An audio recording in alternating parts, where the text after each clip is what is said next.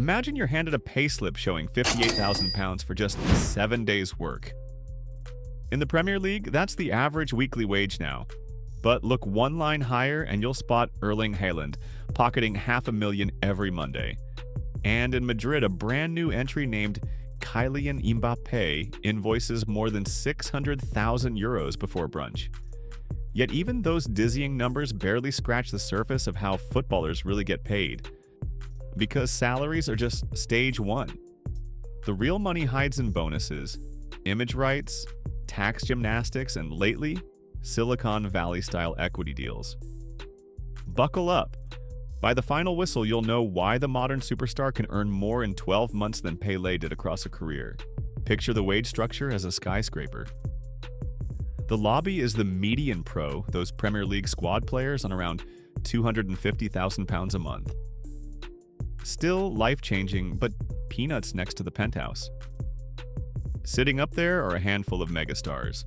Haaland's £525,000 weekly retainer, Mbappe's new Madrid check at roughly €600,000, and Cristiano Ronaldo, who tore the roof off entirely with a Saudi extension, reportedly worth $245 million per year, a figure that would make LeBron blush. Down the street in Florida, Lionel Messi draws $20.5 million in guaranteed MLS salary. Yet analysts estimate his total package at up to $60 million a year once bonuses and revenue share kick in. The point? Base pay only tells the first chapter. Clubs weaponize incentives to squeeze every drop of performance. Mohamed Salah triggers a 7-figure payout the moment his combined goals and assists hit 35.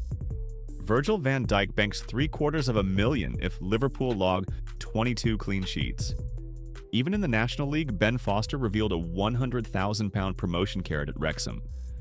But the wildest bonus might belong to Mbappé, an €80 million loyalty balloon payment PSG tried and failed to block when he left for Madrid. Loyalty rewards flip the usual logic. Clubs effectively bribe stars not to jump ship, only to see them depart anyway, wallet bursting.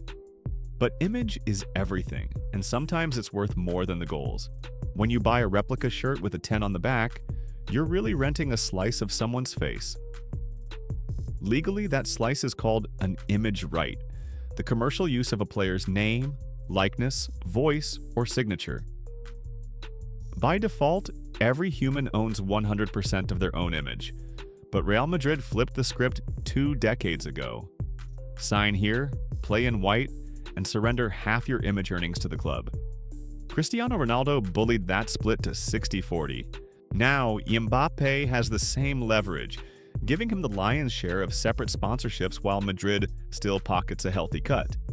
On the other side of the Atlantic, Messi's Inter Miami deal bulldozed a new frontier. Not only does he keep his personal sponsorship empire, he also earns a slice of every new MLS season pass sold on Apple TV+, plus traditional Adidas royalties and a handshake for equity in the club. Suddenly, the man who once sold Pepsi is co-owning the vending machine. But gross revenue means nothing until you see the net figure. Enter the tax man. In England, top bracket income faces a brutal 45% haircut. Italy used to lure foreigners with the growth decree, chopping that burden to as low as 25%. The loophole shut on January 1st, 2024, sending Serie A bean counters into a panic and amputating their wage power overnight. Meanwhile, Saudi Arabia waves a zero tax flag. But there's a catch. To keep the windfall, British players must remain non-resident for a full tax year. That's why Jordan Henderson, tempted by $700,000 a week in Al Ettifaq, detoured to Ajax instead of sprinting home. He needs to run out the tax clock until April 2025. In football, geography is a balance sheet decision. When David Beckham joined LA Galaxy, the league gifted him a $25 million coupon to buy an expansion franchise. Today, that stake in Inter Miami is worth north of $1 billion. Fast forward, and equity has become the new signing-on bonus. Ronaldo's fresh Al Nassr contract reportedly includes a slice of club stock. Messi's revenue share with Apple sits somewhere between tech partnership and personal IPO. Modern superstars don't just endorse brands, they own them. Money buys comfort, clauses buy control. Neymar inserted a line forcing Barcelona to fly 8 friends from Brazil whenever he felt lonely. Troy Deeney convinced Watford to remove speed bumps outside the training ground so his sports car wouldn't scrape. Rumor mill favorites include players demanding private jet hours, crypto-denominated bonuses, even contractual TikTok milestones in social media-obsessed clubs. Each clause is a glimpse into a modern athlete's priorities: convenience, brand, and a dash of ego. UEFA's new squad cost ratio is soft salary capping by stealth. Clubs can spend 90% of revenue on wages this season, 80% next, then 70%. Analysts predict cascading pressure. Creative accountants will double down on image rights, equity, and offshore bonuses. The Premier League debates its own cost control plan, while Saudi Public Investment Fund keeps writing blank checks, turning the Gulf into European football's high-pay graveyard. Digital fan tokens already pay some players in crypto. NFTs built into contracts let stars share resale royalties of limited edition highlights. The compensation labyrinth is only getting deeper, so next time you scream at a missed sitter, remember the spreadsheet behind that shank.